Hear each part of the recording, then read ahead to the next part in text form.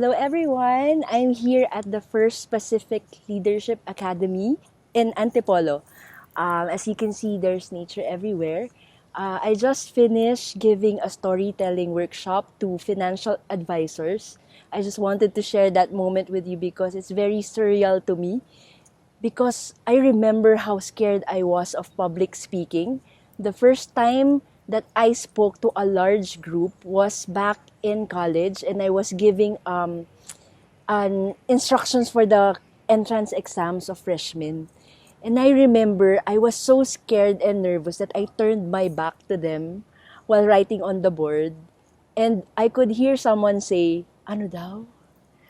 They couldn't hear me speak, and I'm really sorry, my dear freshmen, and I hope you pass the college exams.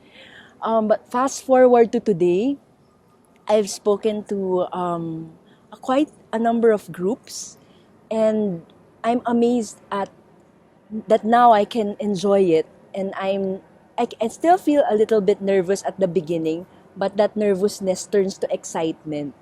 So I realized that the hardest part is really starting and taking the first step. It's hardest to begin because you don't know what will happen. You take the risk of being laughed at or making yourself look silly. But what helped me was thinking about my listeners or those who will read what I write, and praying and hoping that it will help them. So it helps me to overcome my fear because I prioritize thinking about those I want to serve. So I want to love them. So by God's grace, that love overcomes the fear. And as you continue to grow in that gift, and you try taking those small steps, you grow in confidence and courage until you're able to take the next step and the bigger challenge.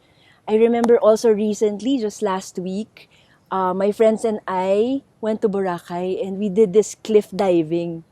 The cliff diving had several feats. One was 3 feet, others fifth, seventh, 10th, until the 12th. But the 12th was still being built. So I did it afraid because I wanted to try. I started with the 3 feet, and when I was able to do that, it gave me courage, and so I tried the fifth.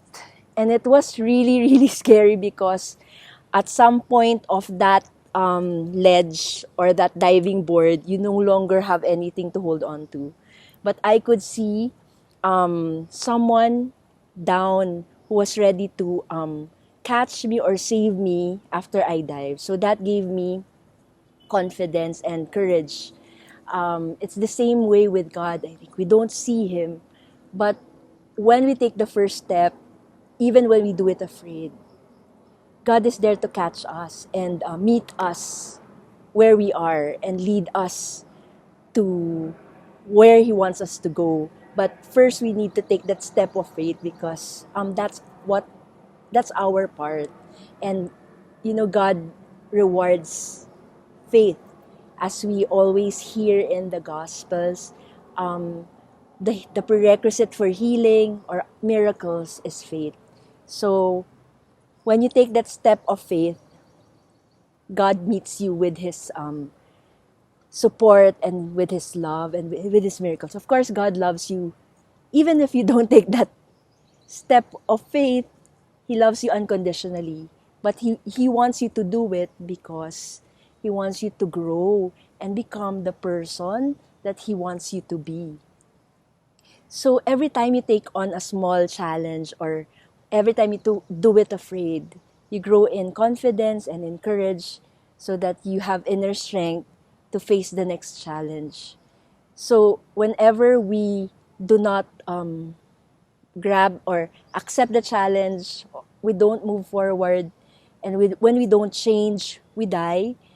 Of course, we don't die agad na parang physically, but emotionally and spiritually, we experience a dying because we weren't able to, we didn't try for what we believe, for our dreams. We didn't give it a chance. So I encourage you in this rest and recreation time this week to take that small step of faith towards your bigger dreams, because your dreams depend on that step, that little step. And then as you take on one challenge, the next you build muscles, and it strengthens your spiritual muscles. That's why sometimes you have to embrace trials and challenges, because they make you stronger, so that you will be able to face bigger problems. But behind those problems are blessings. Joseph Campbell says, the cave that you fear to enter lies the treasure you seek. But you have to face the fear and overcome that fear in order to get that treasure and reward. So I guess that is my message for this week for our R&R. Come visit FLPA in Antipolo. They're open na. And the Tipulo restaurant is open from 7 a.m. until 10 p.m. every day. So let's support our Filipino businesses. And remember that the things you regret are the things you did not take, the risks you did not take. We cannot live afraid. We have to take risks. Even if we do it afraid, do not worry, because God is with you every step of the way, and He will lead you to where He wants you to be. But you have to take that first step. It's funny, and it's really, it touched me because even in the CR, parang it affirmed me. There was this quote by E.E. Cummings that says, we paraphrasing here, parang finally we grow in we grow into to what we are, who we really are. Pardon me for that, because it's raining now, so I have to stop this. But big things come from small beginnings. This tree behind me started with a seed, a very small seed, and look how it is now. It has grown into this tree, this very beautiful tree that people can be refreshed, and when you see it, inspired, and when you spend time with it, sorry, it replenishes you. Thank you so much for listening, and I pray that this week you take a risk. Of course, with proper precautions, but you have to take the risk.